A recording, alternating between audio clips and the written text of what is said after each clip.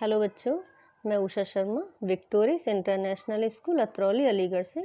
आज हम class 8th में व्याकरण में चैप्टर फर्स्ट हिंदी भाषा और व्याकरण की रीडिंग करते हैं। ओके, यस देखिए बेटा, नाम है हिंदी भाषा और व्याकरण। यस देखिए, मनुष्य एक सामाजिक प्राणी है जो भाषा के माध्यम से अपना और अपने समाज में ज्ञान विज्ञान कर सका है। भाषा के अभाव में समाज की कल्पना भी कर पाना असंभव है। यानी भाषा नहीं है तो समाज भी नहीं है। भाषा एक साधन है जिसके माध्यम से मनुष्य सोचता है और अपने विचारों और भावनाओं को दूसरे तक पहुंचाता है। हमारी सभ्यता और संस्कृति के विकास का आधार भी भाषा ही है। यानी भाषा क्या है? जिस माध्यम से हम अपने मन के विचार दूसरों तक पहुंचाते हैं और दूसरों के समझते हैं, वही भाषा कहलाता है। इस परिभाषा देख लीजिए, विचारों के आदान प्रदान के सबसे सुगम यानी आसान साधन को भाषा कहते हैं। इसको दो रूप हैं, मौखिक और लिखित। इस भाषा का स्वरूप, जब हम अपने सामने उपस्थित किसी व्यक्ति के समक्ष अपने विचार रखते हैं तो बोलकर प्रकट करते हैं। जब हम किसी दूरस्थ व्यक्ति तक अपनी बात पहुंचाते हैं तो लिखकर पहुंचाते हैं। इस आधार पर भाषा निम्न दो रूपों में विभक्त की गई है। पहला देखिए, मौखिक भाषा। जब ध्वनियों व संकेतों के माध्यम से व्यक्ति अपने भावों या विचारों को अभिव्यक्त करता है तो वह मौखिक भाषा कहलाती है। यह भाषा का अनौपचारिक रूप है जो स्थायी नहीं है। मौखिक भाषाएं भाषा का रूप है जिसे सीखने की आवश्यकता नहीं पड़ती। यस नेक्स्ट, लिखित भाषा। जिस भाषा में अपने भावों या विचारों की अभिव्यक्ति के लिए लिपि चिन्हों या अक्षरों का प्रयोग किया जाता है वह लिखित भाषा कहलाती है। यानी इसमें लिखा जाता है। यह भाषा का औपचारिक रूप होता है तथा स्थायी होता है। उसे प्रयासपूर्वक सीखना पड़ता है। यस लिपि देखिए। यस देखिए, मौखिक भाषा को स्थायी रूप के लिए भाषा के लिखित रूप का विकास हुआ। व्यावहारिक ध्वनियों को लिखित रूप में प्रकट करने के लिए निश्चित किए गए चिन्हों को लिपि कहते हैं। यानी जो हम लिखते हैं तो जिन चिन्हों का ये उपयोग करते हैं वे ही चिन्ह लिपि कहलाते हैं। इस भाषाओं की भांति लिपियां भी अनेक प्रकार की हैं।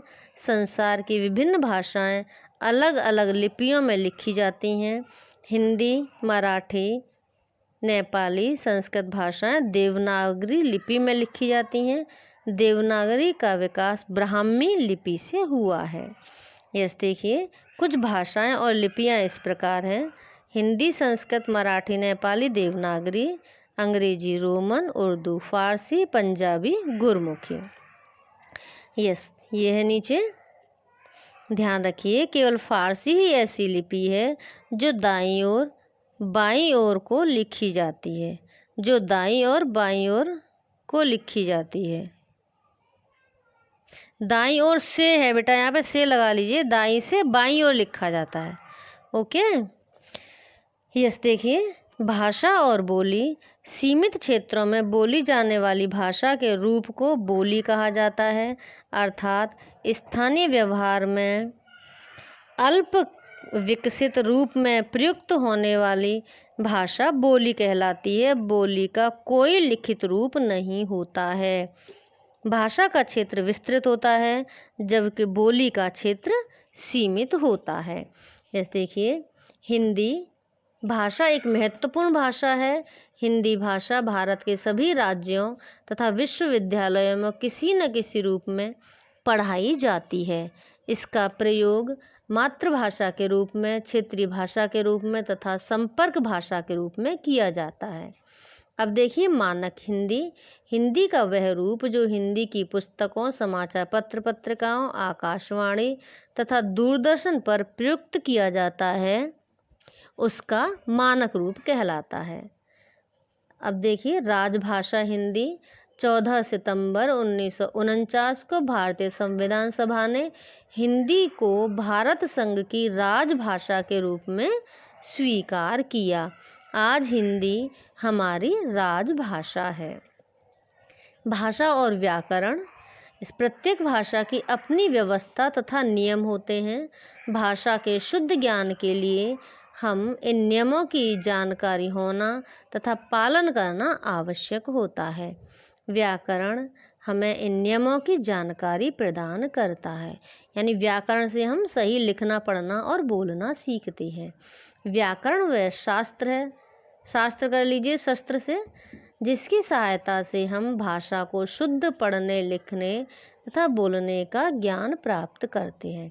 इस भाषा के अंग बेटा देखिए, वर्ण, शब्द और वाक्य।